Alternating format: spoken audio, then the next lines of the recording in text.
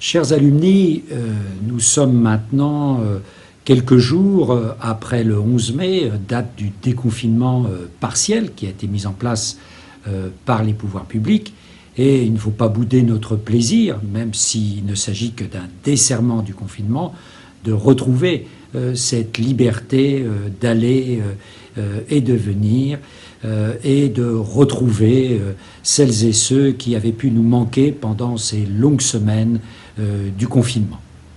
Ce confinement qui est arrivé à son terme, cependant, on le voit bien, va avoir besoin d'être maintenu dans les semaines et peut-être le mois qui vient, parce que un déconfinement total aurait certainement un coût sanitaire évident qui verrait le retour de cette crise sanitaire.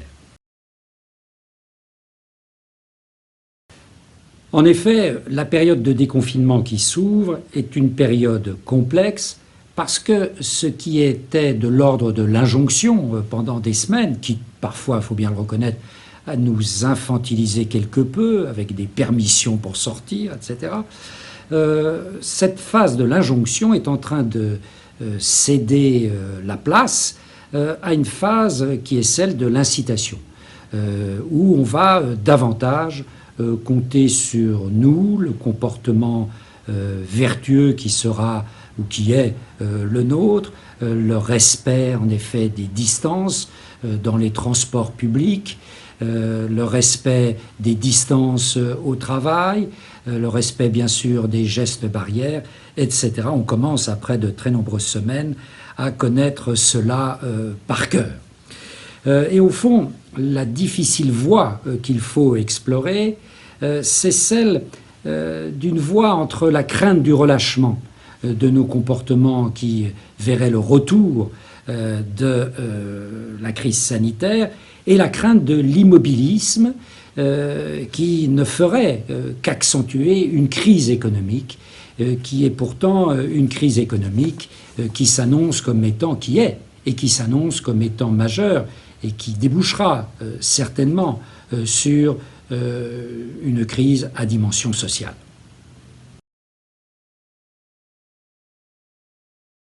En effet, dans les jours qui viennent, nous allons assister à la coalescence, au fond, d'une crise sanitaire qui perdure, même si notre système de santé est moins sous tension qu'il ne l'était dans les semaines précédentes.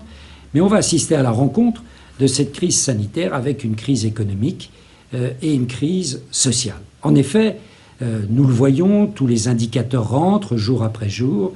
Il s'agit d'un véritable trou d'air économique que nous traversons, avec une chute de la production et de l'activité économique par rapport à une période normale d'activité qui est extrêmement importante. Elle était dans les jours derniers mesurée à plus de 30% par rapport à ce qui était comparable dans le passé en termes de chute de l'activité, une chute de la consommation, 32% en avril, 35% en mars, une chute bien sûr de la richesse nationale, du produit intérieur brut, puisqu'on estime que c'est à peu près moins 3 points de PIB par mois de confinement. Et donc tout cela va se traduire par une crise économique qui est nourrie en plus et alimentée par le scepticisme des Français, par notre propre scepticisme sur l'avenir. On le voit dans la très très forte érosion des investissements et dans le fait qu'on va avoir un tissu, ça l'est déjà d'ailleurs pour certaines d'entre elles, un tissu de petites et de moyennes entreprises touchées directement par la crise économique, par ce trou d'air, et qui seront peut-être obligés de fermer la porte. Et qui dit crise économique dit bien sûr crise sociale. Il y a eu déjà la destruction d'un demi-million d'emplois privés, particulièrement dans certains secteurs, comme les services marchands, l'intérim. Il y a des perspectives aussi, on le voit, jusque dans le milieu étudiant, des perspectives inquiétantes pour le chômage des jeunes et pour celles et ceux qui, même avec des diplômes, vont vouloir rentrer dans les mois qui viennent sur le marché du travail. L'État a prolongé son effort, la puissance publique a prolongé son effort jusqu'en juin, mais après, la ministre du Travail a bien précisé, je la cite, « Le mieux pour protéger, c'est le retour à l'emploi ». Donc on va découvrir maintenant les limites d'un État qui avait presque nationalisé les salaires et les bilans et les comptes d'entreprise. Il faudra mesurer également, au plan social, la dimension de coût psychique de cette période du confinement. C'est une expérience qui n'est pas une expérience commune.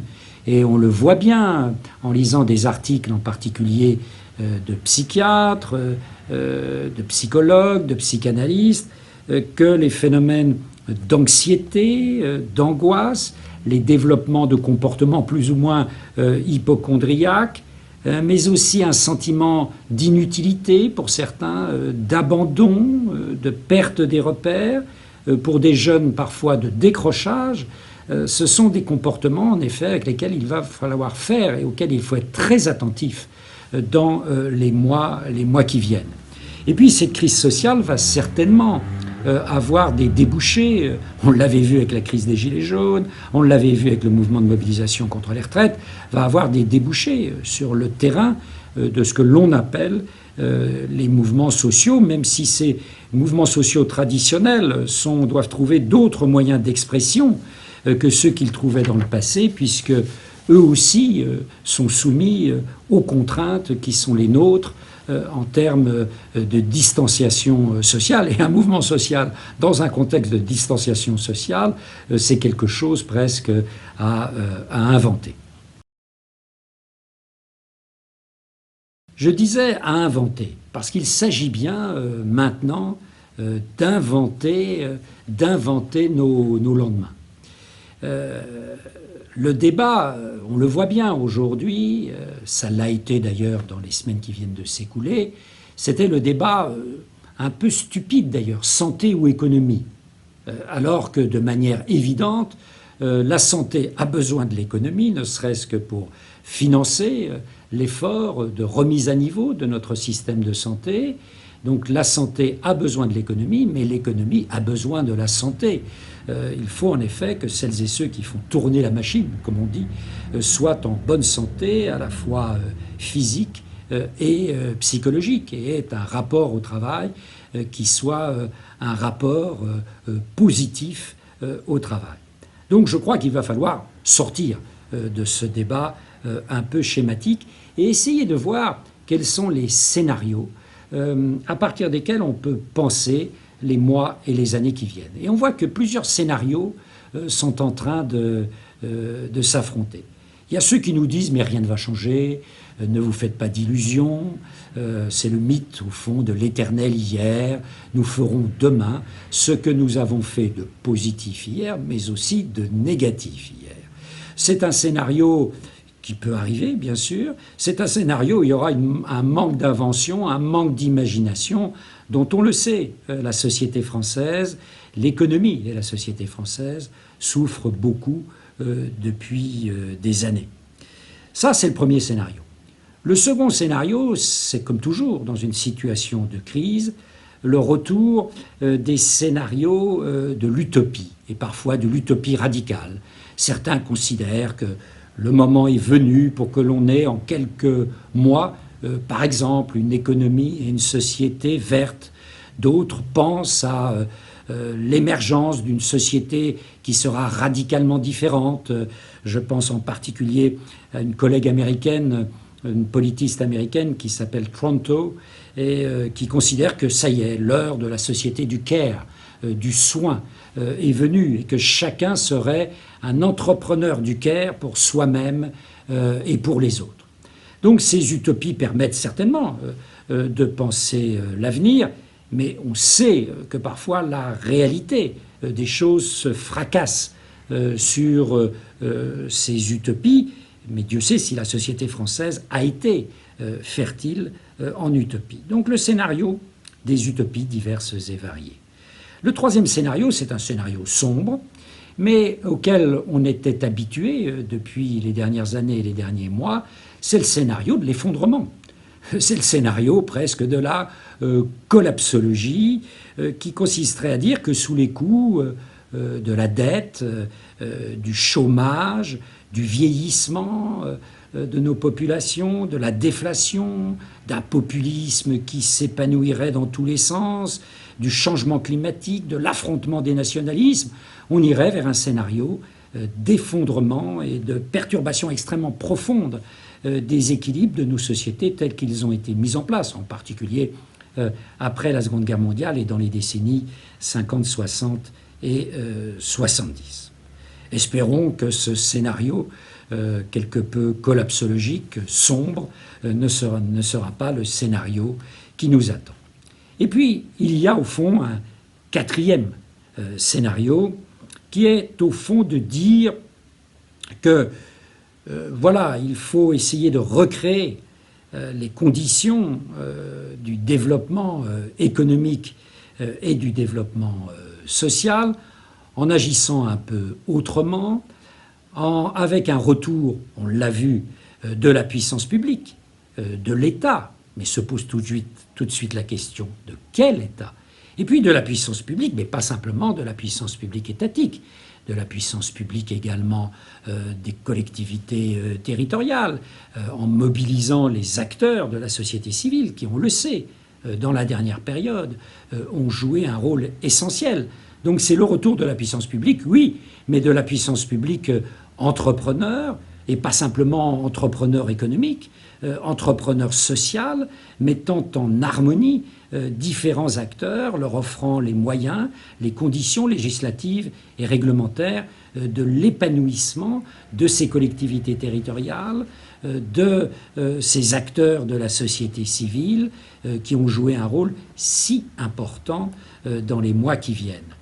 Si en effet ce scénario est un scénario qui réinvente le rôle de l'État, de la puissance publique, qui le diversifie, qui fait advenir de nouveaux acteurs au premier plan de nos engagements économiques et sociaux, là, il y a un scénario qui est tout à fait enthousiasmant pour l'avenir et qui permettra de développer nos capacités d'invention, nos capacités d'imagination démocratique, et Dieu sait si nous en avons besoin.